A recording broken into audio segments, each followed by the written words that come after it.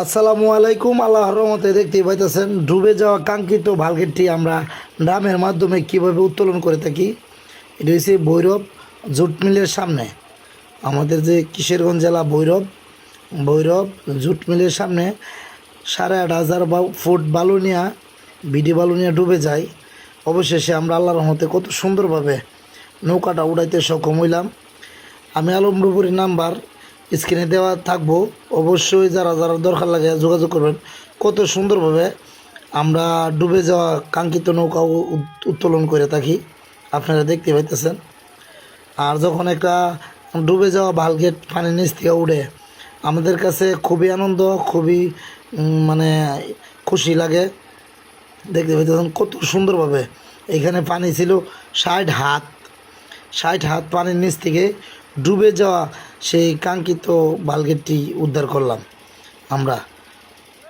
আমি আলম ডুবুরি।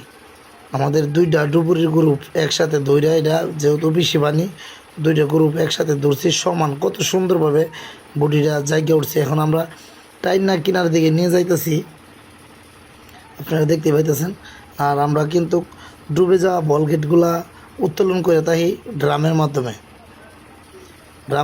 উত্তোলন করে থাকি। আর ভিডিওটি ভালো লাগলে অবশ্যই লাইক, শেয়ার ও সাবস্ক্রাইব করবেন।